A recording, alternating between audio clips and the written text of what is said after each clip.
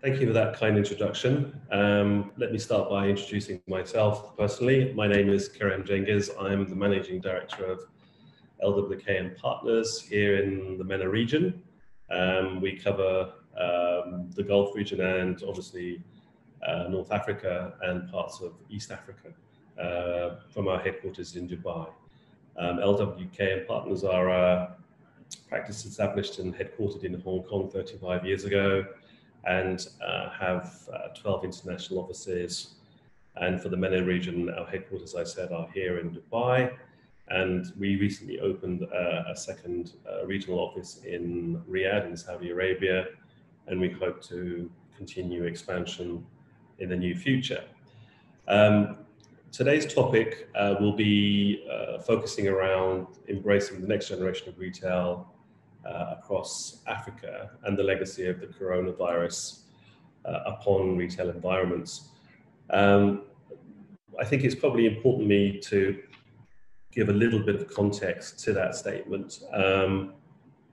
Whilst we are focusing largely on Africa today, some of the topics I touch upon here are largely to do with retail in general, whether they be focused in Africa or elsewhere. A lot of the conditions will apply, but I just wanted to ensure that we are all moving in the right direction.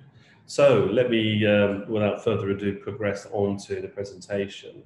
And I think, ultimately, what we're looking at today is retail and change. As we know, retail is a sector of both my industry in terms of construction, but also in general commerce, that's always been a very dynamic one that's always in flux and is very responsive to evolving to changes in society, economic conditions, urban population increases, and latterly technology. The diagram showed here are the traditional ingredients that are influences and positions for retail that we perceive as being important. I know the diagram is a bit small, but if this is shared, I'm sure you'll have an opportunity to enlarge some of those points. And so before the outbreak of COVID-19, retailers and the global pandemic, retailers were already embracing a movement towards a more balanced mix of uses to meet commercial expectations of operators. And the traditional retail formats have retracted as e-commerce has grown. And this retraction, I think, will probably continue in terms of how we perceive retail as a response to COVID-19. However, that matrix that you see in front of you will continue to add as the impacts of the pandemic become more clear. And so I guess the question then arises is, what will we all want as consumers post-COVID-19?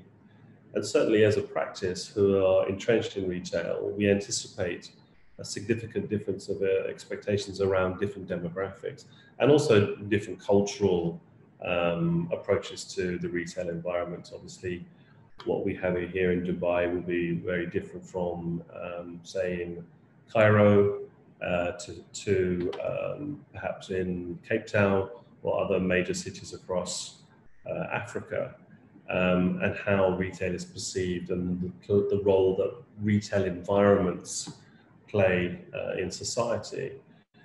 So many of us who are of a sort of older generation may well crave the traditional high street or the market, the corner store where we pick up our groceries, where we have a relationship with the storekeeper as a friend, as a trusted local neighborhood character, whether they be the baker or the tailor or the fishmonger.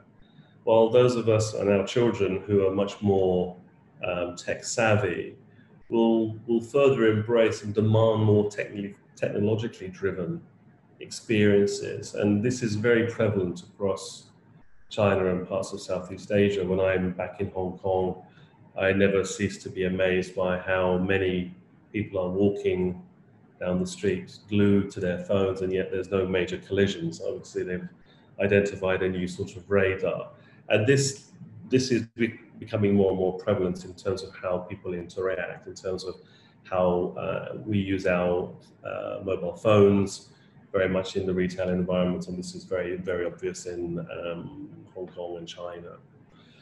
And I guess there'll be, inevitable retained fears, as there are around social gatherings and crowds and social interactions, and yet others will still crave the engagement of the connection with other people. This obviously is something that's very cultural. I think one finds that people tend to interact with each other in lots of different environments. Retail environments are one where sometimes we're forced to interact with others, or in environments such as Dubai and other very hot or humid climates, the retail environment actually becomes a social environment for us all to meet in. So logistical challenges could fuel significant increases in demand for local produce, locally sourced products, and perhaps stepping away from some of the bigger chains and how we may be going to a hypermarket to do our weekly shop. Now maybe we'll be going to smaller outlets where there's less crowding, where there's a bit more social distancing. And of course, we mustn't forget that within the context of Africa, sometimes social distancing isn't easy. So some of the precepts of the retail environment, be it a mall or a shopping center, doesn't necessarily apply. And the debate will continue to how we deal with those situations where social distancing is more complex. However, it goes without saying that there will certainly, within the big box retail and even the more modest community retail environments, even on the high street, a real increase in touchless amenities in retail spaces will become more normal, especially as hygiene is becoming overtly central in our minds. I think we will find ourselves sanitizing our hands without thinking, and this legacy may well continue. But how can retailers and mall management respond to these disparate demands? Ultimately, they want to capture as much footfall as possible, and we think it's likely that certainly for the larger malls, there'll be an element of remaster planning taking place. So we have smaller subdivided zones within larger retail environments, and this will help and control overcrowding.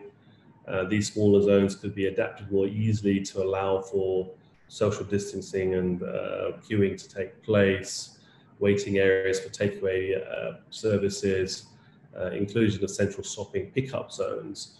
These are obviously in practice at the moment. Certainly, they are becoming more and more prevalent with the curbside pickups that we're beginning to see across the region. And certainly, one of the biggest elements of large-scale shopping centres are the car parking areas. And as we have less people actually coming to the malls, these are now quite dormant and offer an opportunity to be remodeled into and adapted into contactless supermarket pickup zones, for example, which could include separate access for refrigerated lockers. So when you order your food online, these lockers can be pre-filled, and you'll get a unique access code to go and then pick up your goods without having to go into the shopping environment itself. And these can also be really quite easily integrated, as we see from drive-through routes for food and beverage outlets and restaurants. So it's not something new, but it's just how we adapt some of the techniques that already exist into these larger spaces. However, fundamentally, this goes further than the consumer interface, but impacts considerably on the back-of-house functionality. When we go to a shopping environment, yes, we walk along the beautifully air-conditioned thoroughfares and concourses, but what makes it work is what's going on behind the scenes, where all the goods are coming, how the storage and logistics is taking place. It's also likely that we'll see a significant change in the point of sale areas. At the moment, the immediate response has been the inclusion of perspex screens in front of the teller. We put our mobile phone or our credit card through a slot to do touch payment, but we may even see less of this, and we may get completely touchless and frictionless transactions. And certainly, as I said, I do refer back to Southeast Asia a lot, but it's often where the technology is being driven from. Facial recognition solutions. We already have mobile phones that we have facial recognition for access. This is going to become more and more prevalent for forms of payment as we go forward.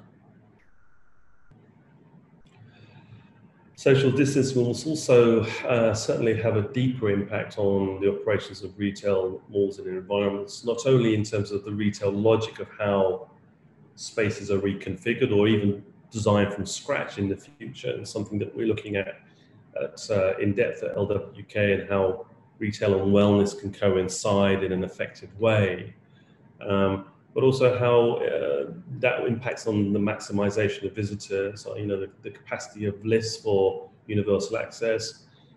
Are the food courts now valid in the way they once were? We can no longer accommodate as many diners. The breakout areas where we once used to enjoy sitting down after walking around the mall for several hours is disappeared for obvious reasons. Widths may need to increase and shop fronts pull back. We also need to ensure that we maintain these safe distances. Critically, we really anticipate that a significant change will happen in terms of the health and safety elements that we don't see. So the HVAC systems will be looked at very carefully, the AC systems in terms of filtration, in a maximum opportunity to mitigate particulate contamination in the air. And already malls are learning from the airlines and how airplanes have very high efficiency filtration systems inside them to ensure that as much airborne bacteria is captured. But we also understand that retail essentially is about three main functions. It's about the brand, operations of the environment, and the space of the environment. So perhaps we can just pause for a minute and think about the brand and its operations. So we know that omni-channel touchpoints in e-commerce have for some time now been disrupted, or are disrupting how brands express their narrative, express how they perceive themselves, express the logistics of how they deliver their product, and in some cases, doing away entirely with the physical presence in the traditional retail environment. As the emergence of these trends, some believe that the bricks and mortar shopping centres will be in their death throes. I mean, we've obviously not seen that. It's been not the case, and I think a lot of us believed it wouldn't be. But instead, we've seen a balancing with the needs of human nature, the human psyche, and the desire for human contact, and the condition of physical buzz around the sort of shopping environment or the retail experience. Technological advances have seen a rise in virtual mall offerings as well, sophisticated experience and brands that have a pay and play delivered to the home options.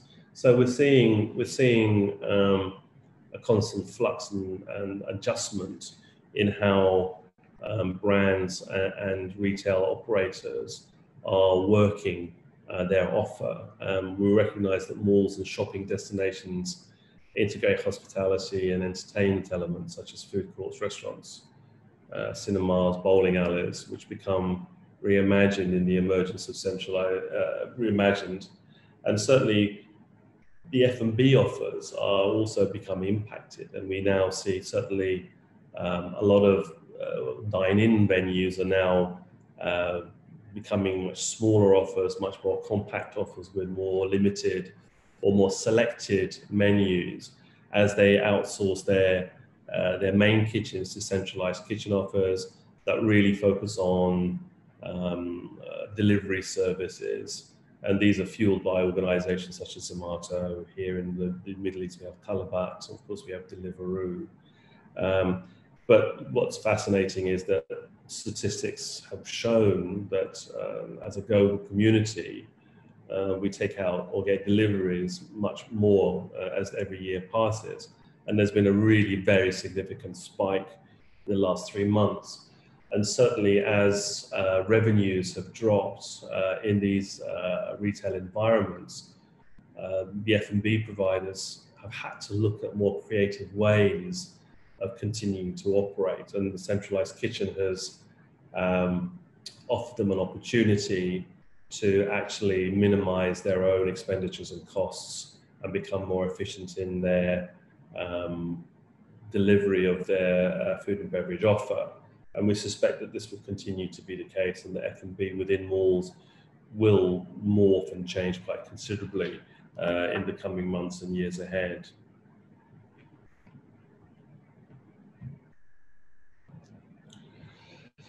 And so what will this mean for malls and centres, outlets, and how they operate? Well, you know, we have an evolving shopping landscape. Interestingly, small shopping malls, the community malls, are becoming centres of our lives more and more than they once were. As they become, as the pandemic has witnessed, I should say, the malls in central locations have become impacted much more greatly than neighbourhood centres. And these little neighbourhood centres have continued to operate relatively normally. And I suspect that this is the case in most retail destinations. And their turnover has actually increased in certain particular sectors, predominantly around food. Neighbourhood centres tend to be focused on necessities of life rather than fashion boutiques or fine dining or on entertainment offers, and more on services acting as a one-stop shop for communities such as maybe clinics, pharmacies, barbers, hairdressers, nail spas and gyms, as well as the local supermarket. And when the COVID lockdown becomes eased, these facilities will become much more prevalent. And the legacy of COVID will remind people that these facilities are there and more readily accessible. I think one of the most interesting aspects is that the community malls are adapting to include cultural offers and arts offers, as well as educational offers, and have become embedded with very beautiful natural realm, as we can see here from one of our projects, which is called K11 in Hong Kong. This biophilic nature is becoming an important element, was becoming an important element before COVID really took hold, and now it's becoming much more prevalent in people's minds in terms of how we create social distance, but also how the natural environment helps us to psychologically cope with the social distancing issues that we now face. And also these amenities are very much in line with a much more place-centered approach to design, and you know, that sort of 20-minute connectivity model where people really prefer to stay within an easy radius of their neighborhoods.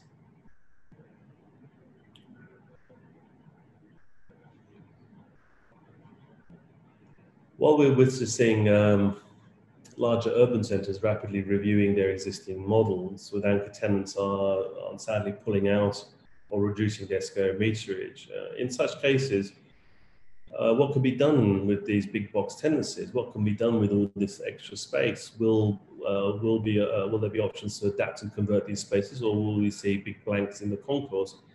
I suspect, and as we can see, most shopping mall operators are very savvy, very switched on, very forward-looking, and we may see some gaps for the short term, but long term, there might be some interesting adaptations that could focus on personal shopping precincts, wellness and sports precincts, even medical facilities coming to subsume more inherently into the retail environment. We saw how much pressure there has been around our medical services with all this additional space. There may be an opportunity for additional medical relief in some of these empty tenancies. Play and educational zones may become very interesting. Esports that require more activity for the individual than as groups may begin to enter into these environments. Cultural spaces, and even adaptive co-work spaces where people can sit temporarily within a socially distanced environment and enjoy the benefits of a work environment that is not pinned to a consistent tenancy. And I think in terms of pop-ups, we'll see a lot of pop-up precincts appearing with interesting offers that may become much more locally flavored to where a particular center is focused. And, you know, we may even see some of these environments become temporary shelters. And these are just a few options that we're looking at and discussing already with mall operators across this region and further afield. So adapting to disasters severely affects the logistics of the mall and standalone retail destinations. We've seen this globally during the pandemic to varying degrees, and with legislation around logistics and freight for grocery stores being eased to allow 24-hour servicing. But that won't continue always, and the logistics of getting products around the world, because we're such an integrated global community, has proved to be difficult, as we've seen with shortages across both developed and developing communities. There's been a move towards access control. There is a move, and it's being encouraged that we have access control loading docks, including time-slot booking, rather than just coming in when you need to ensure that the loading areas are not too busy with the logistics workers, individual retailers, and a shortfall of large vehicle waiting areas is really a problem. So if you're, what we're witnessing is a backlog of delivery vehicles on the high street because the current logistics are not capable of dealing with this social distancing issues. And one can argue that yes, this may well be a short-term impact. Some of us suspect that this will become something that may be more cyclical, and that these issues need to be looked at. And we think that the prevalence of contactless delivery directly to tenancy or to customer will become more and more required.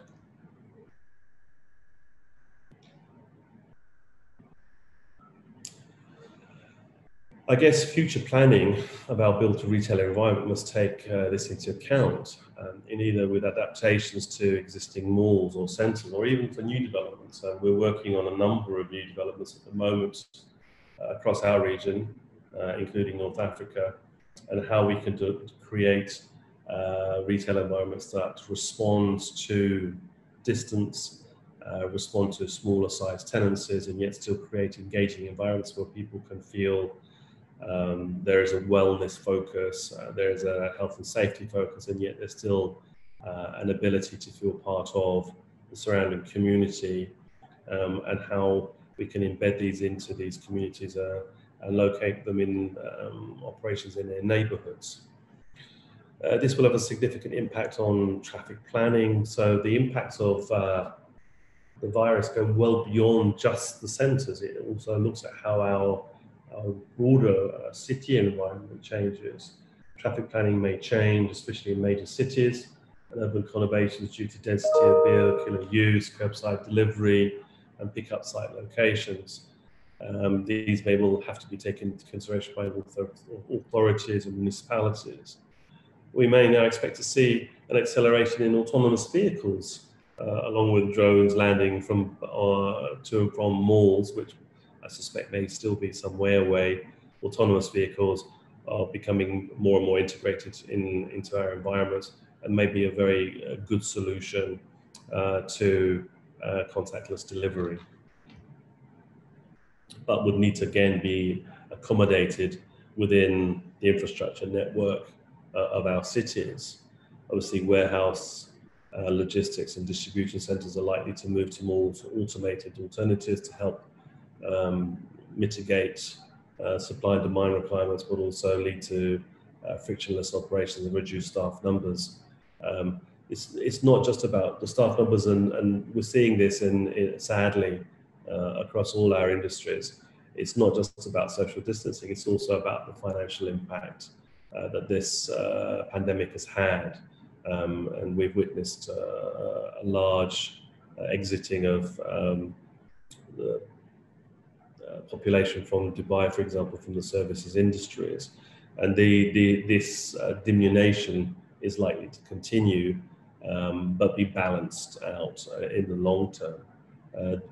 So this increase in connectivity will ramp up the investment in technology-led infrastructure. The image that you see in front of you is a dashboard that our organization, sister company ISBIM, has created in terms of how digital twins interface into smart cities. And we believe that there will be a fast forward in digital transformation, and that the investment into digital twins for assets and facilities in a global logistics management format.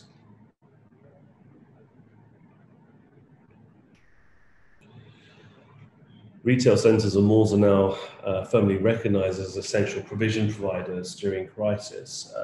As such, the staff in these places also become very exposed and vulnerable. It's important that we look after them and look after their well-being and their welfare.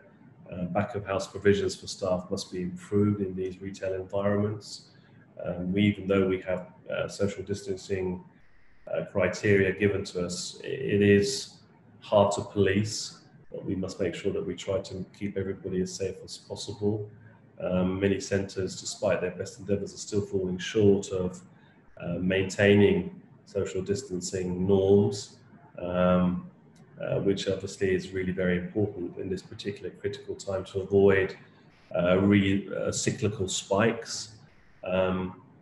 These all directly relate to smart city technologies, including smart parking, mobility, robotic technology, the servicing of deliveries and sanitation, cost-effective, efficient operations and sustainable considerations, including automated waste collection and appropriate waste disposal, can all be streamlined as part of ensuring that we protect and maintain the health and welfare of all of those within the retail environment, from customers to staff. So considering one of the biggest things that we need to consider, and certainly for operators, whether they be here in Dubai or any major destination in Africa, will be thinking about their investments and the asset. Malls and shopping centres owners have taken a massive hit and must ensure their developments are viable for the long term and their commerciality. It's abundantly clear that they must diversify beyond pure retail format into a much more mixed-use environment to go forward. Relatively straightforward for a few developments, but can be done with this can be done relatively straightforward for large format retail environments. We can do parasitic structures bolted on to existing developments or adaptation to adjacent sites, with uses broadening to include entertainment and hotels, co-work and transportation nodes, as we've already touched upon. But it's important that that diversification of the portfolio continues to not just rely on pure retail. Sustainable design decisions now become a long-term economic benefit. A significant shift towards renewables, which has always been a big challenge in retail environments, is going to become increasingly more attractive. Sustainable materials, grey water use, etc., all of which will significantly minimize operation costs for large developments and protect the pockets of those who manage them. As we've seen, massive increase in vacant tenancy both in malls and the high street due to the pandemic and the tragic knock-on economic and employment effects. This negatively impacts on the owners of those tenancies. The question remains, how can we best repurpose these spaces with viable long-term alternatives? And it's a question and a debate that I think we all have to enter into, whether we be on the operation side, the design side, or the asset management side. replanning will have a central part to play, and the relocation, or the reallocation, I should say, of space within malls and centres. We'll see a significant increase in temporary providers of services to a swiftly broad demographic with their various shifting fancies. We know that retail comes and goes very quickly, and trends in retail shift. And we fully anticipate a significant change in the current leasing lessor models, and the roles may be changed forever as a result of this pandemic. I think whatever happens in the next 18 months as a result of this pandemic, we are certain that retail, no doubt, is here for the long haul, without a doubt, and yet how it decides to adapt itself, evolve and change would be fascinating to observe. And certainly at LWK, we are very much relishing the opportunity to be involved in that process and help to influence that process. So please let me take this opportunity to thank you for your time today. I hope you've enjoyed this session. And I very much look forward to fielding any questions that you may have.